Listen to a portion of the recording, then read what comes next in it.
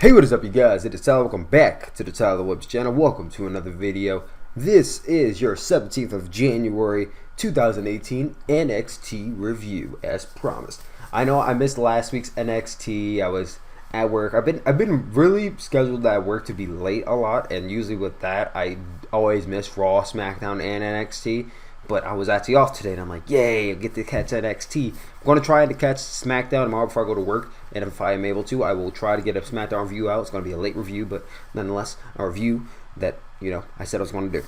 But we had this episode of NXT. I said I was going to be watching NXT every single week because not many YouTubers do NXT reviews. So I'm like, okay, well, I'll start doing NXT reviews, especially because I'm going to NXT TakeOver Philadelphia. So it's like, okay, perfect opportunity to start watching NXT again because now I have a reason. I'm going to go into the show. I got to, pay attention to what's going on. I actually didn't watch the shows leading up to NXT TakeOver Brooklyn 3 when I went.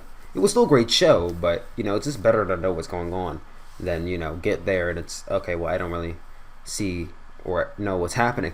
But nonetheless, let's get straight into the show. So our first match we had was Heavy Machinery versus Tino Sabatelli and Riddick Moss.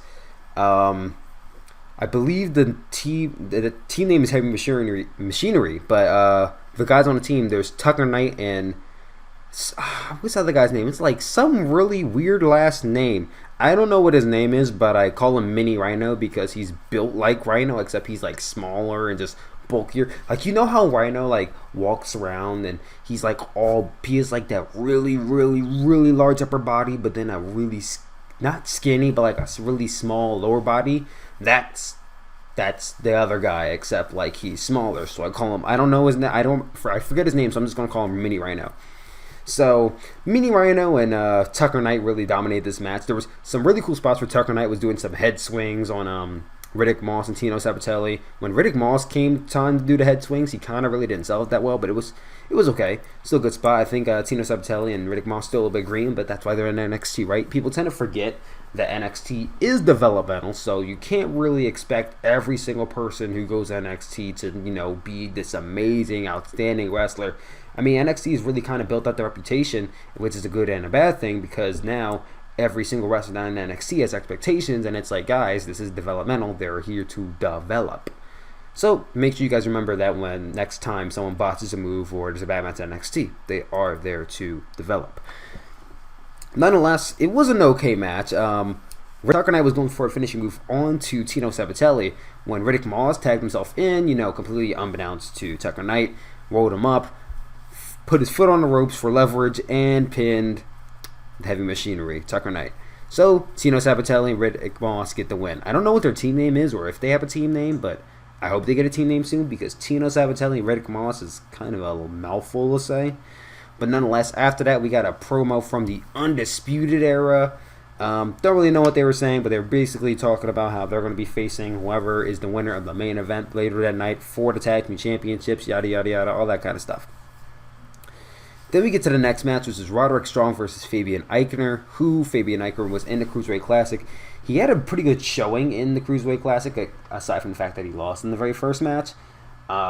He was on NXT the first week of the year, I believe I watched it, and he did a really good match. So this was an okay match as well, pretty decent. Lots of offense from both men. A lot of reversals, I will say that much. But Roderick Strong got the pin with a half Nelson backbreaker. I'm not entirely sure if that's his finisher or not, or if that's what he used to finish the match. I don't really watch too many Roderick Strong matches. But he cut a promo after the match, and I must say, I'm not going to knock his voice, even though it sounds like I am, because I can knock my own voice, and my voice isn't the most masculine after all. His voice did not match what he looks like. That was my first time hearing him speak, and his voice, I don't want to say it sounded high-pitched, but like, when you hear him speak and you look at him, it's like, that doesn't look like it matches up. It looks like your body type and your voice don't seem compatible with each other. Let me swap your voice out with someone else. That's what I wanted to do. But nonetheless, he was talking about he wanted to make his impact, and he challenged Lars Sullivan, which we're going to assume that's leading to Lars Sullivan and Roderick Strong facing off at Philadelphia. So pretty excited for that match. Then we got a promo from TM61. I have not seen TM61 in a very, very long time. I have no idea. Where has TM61 been? Like, I knew they were in WWE 2K18. I never played as them in the game, mind you. But I knew they were in the game. I knew they were in the finals of the Dusty Rhodes Classic in 2016. Yes, I said 16, not 17. They're in the finals, and ever since then, I have not seen TM61. I know they had an injury, but I completely forgot about TM61, honestly. So we saw a promo from them. There was some cursing that was bleeped out. They came off as really fun guys. I didn't pay too much attention to it, but, it was shedding some limelight on who they are and what they're all about. Looks like some pretty nice guys. They started off in Japan, made their way up, and made a name for themselves there. They're the Mighty O'Neil, all this kind of stuff. So they're seeing part 2 of the promo package next week. I think I want to go back and look at the promo package as to see what they were talking about in it. But the very beginning of the promo, when they were just trying to cut a promo and it wasn't working and they kept on cursing like, oh fuck, whatever, and they kept getting bleeped out, I thought it was pretty funny. Leave some stuff like that in, like bloopers every now and then. It makes them come across as funny characters. I can get behind that. So yeah, that happened. The next match was Aaliyah versus Lacey Evans. Aaliyah versus Lacey Evans. Two women who I have not seen on NXT in a while, especially Lacey Evans. She was in the Mae Young Classic, and it seems like they were starting to build her up, but then you didn't see her for a while, and it was exciting to see Lacey Evans back on NXT television. So this match was okay as well. We didn't really have that many good matches on the show. The matches were pretty okay. There was a lot of promos on this show, but nonetheless, Lacey Evans, for the most part, she came as a babyface. Crowd cheered her. She worked babyface in the match. But there was this one point in the match where I believe Aaliyah was coming at her, and Lacey sucker punched her right in the mouth. And I was like, ooh, damn. And it looks like she knocked her out. She went for the pin. 1, 2, 3. Got the pin. I was like, okay, that's cool. But they were kind of playing it up as if, she was a... They were kind of playing it up as if she were a heel. And I'm like, but that's kind of weird because she's not a heel. And they didn't establish this prior. So I don't know why they're playing this up. But then it made a lot more sense once the match was over, because Lacey Evans then cut a heel promo, talking about how, I'm going to, it starts with Aaliyah, but NXT needs a woman like me. What did she say? It's time for a strong, powerful, sophisticated woman to clean house on NXT, and it starts with Aaliyah. And then she ran down names, calling out mostly all the women division as she's making her way up the ramp. And then she gets to talking about one woman, and then she stops and she looks up, and Shayna Baszler is coming down the ramp. And I really like this, how Shayna Baszler seems like every week she just comes out and just attacks females. Now, I thought she was going to go at Lacey Evans, but I thought would have been pretty cool. I thought it would have been really cool if Shayna Baszler just went at Lacey Evans and then after Aaliyah, so that way you could keep that. Because we all know she's a heel. You don't have to go after baby faces. You don't have to go over just babyface. I think it would have been really cool if you had Shayna go after the heel and the babyface. Kind of establish her as her own character, I mean, she is her own character. She's a heel. I could buy it. I could buy her as a badass. But yeah, she sees Shayna Baszler. Shayna Baszler starts to come down the steps. Lacey Evans is like, no, not today. And you guys can see in the picture, saying that's kind of what it looked like. And then she left. Shayna Baszler went in the ring, locked Aaliyah in her crossface chicken wing or whatever submission she does. I think it is some type of crossface. Not a crossface chicken wing, or a sleeper hold. One of the two. I don't really know what a submission is. She locked her in it. Ember Moon came out. This time she came out in her wrestling attire. And I'm like, ooh, man, she about to wrestle. She got into the ring. And Shayna Baszler leaves the ring, as all heels do. And Ember Moon saying that she'll fight Shayna anywhere, anytime, if she wants to. And I thought this was pretty interesting, because usually the heel is the one that and they put this on commentary. Usually the heel is the one to challenge the champion, but this time it was the champion that was challenging the challenger, which I thought was pretty unique in how they did that. And I'm like, well, that doesn't really happen that often. The commentary really pointed that out, how how rare that is. And I'm like, well, that's a good thing for Ember Moon's character, show her as a fighting champion. And she's like, she's like, why don't you step into the ring? We can fight right now. And Shayna doesn't have a microphone, but she's yelling to her, and you can hear what she's audibly saying. I think the first thing she said was, I would wrestle you, but I don't have my wrestling gear. And then she's like, I'll wrestle you when you put your title on the line. And Ember kind of skips over the last part, but she's like, oh, you don't have your wrestling gear? Well, how about we fight when you do have your wrestling gear? You name the place and time. And then Shayna Baszler's like, Philadelphia. And then she leaves, and I'm like, Ember and Shayna in Philadelphia. Love it. I do think it is a bit soon for Shayna to get a championship match, especially when it's going to be her first match.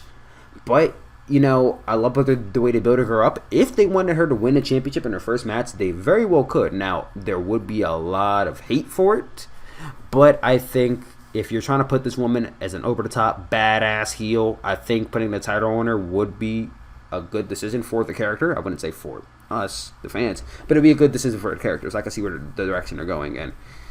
Then we get to a backstage episode with William Regal. William Regal makes it official. He makes the match official. Ember Moon and Shayna for the NXT Women's Championship in Philadelphia. Then Zelina Vega, the manager from what's his name? Andrade Cien Almas. And she basically comes out and she's like, yeah, Johnny's talking all this talk. And Velveteen Dream just came back. How about you have Johnny Gargano put his championship opportunity on line against Velveteen Dream? Like, I love how she just voluntarily puts Johnny Gargano. She's trying to put Johnny Gargano's title shot against Velveteen Dream because maybe she thinks in her mind Andrade has a better chance of beating Velveteen Dream than she does of beating Johnny, or she just doesn't want Johnny to have the match, or both. I could buy either one. But she's like that, and William Regal's like, I don't think that's such a good idea. And Zelina's like, okay, it's fine, I don't care, whatever. And she just leaves. And then we have a No Way Jose promo. I really didn't care. No Way Jose hasn't been utilized that much often for the past how long has he been on NXT? The beginning of 2016, and we're just now seeing him get some screen time. It's like, okay, I'm a little bit over the No Way Jose character. I mean, they could try to reestablish him, but a bit over that. We then get Johnny Gargano as the commentators are talking to us. They're talking about what's coming up and what's going on next week. Johnny Gargano makes his way out to the ring, and he asks for a microphone. And he's on the microphone talking about how I'm tired of everyone doubting me. I'm tired of people I'm tired of everyone doubting me and saying they don't think I could do it, this and that.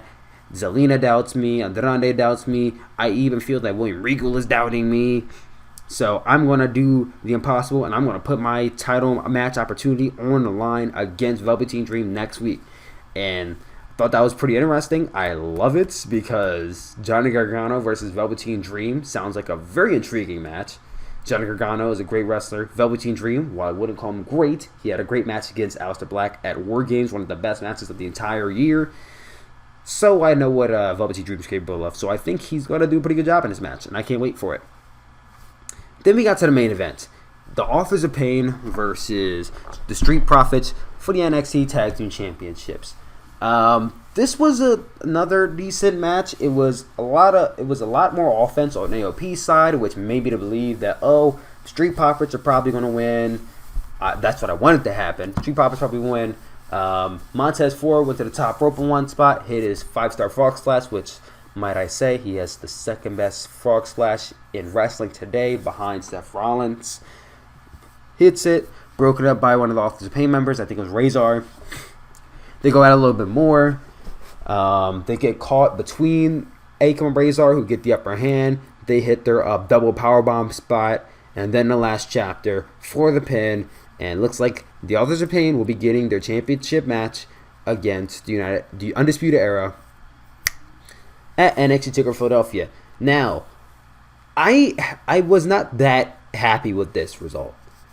And now I'll be lying if I said that I'm not happy because I like the Street Profits and I saw them kind of come up. I was one of the first people to see them at NXT, and it was at an NXT live show, mind you, where I think the Street Profits kind of debuted their act, and I was very much behind them, and they started to go a little bit into the fold. We saw them every single week getting TV time, getting action, getting this and getting that, and you thought it was building up to a championship match, but they get a championship opportunity and they lose to the Authors of Pain. And I like the Authors of Pain, but it's like they've been getting championship opportunities like all of 2016 and all of 2017. Like, the Authors of Pain should have been called up by now. I don't understand why they're still in the NXT. People will say, they're still green, they still need time. The Authors of Pain aren't going to break up. They're twins or brothers or whatever. They're not going to break up. They're going to stay tag team forever, probably. So why not just bring them up to the main roster? They already won the NXT Tag Team Championships. There's nothing for them to do in NXT. They've had great matches. They compete against almost every tag team possible, except for the Undisputed Era. And then on top of that, it's a heel versus heel match. The Undisputed Era is a heel. As much as the crowd cheers them, they're heels. and the Authors of Pain are heels. So I'm not really understanding the logic between behind this match.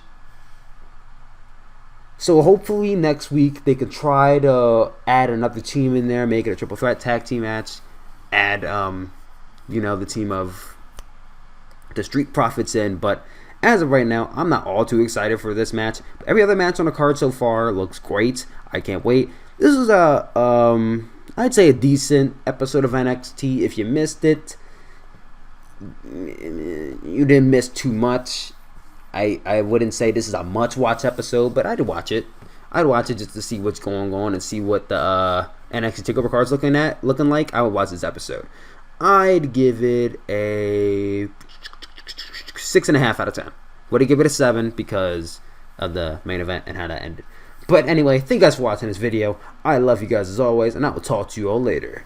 Peace out.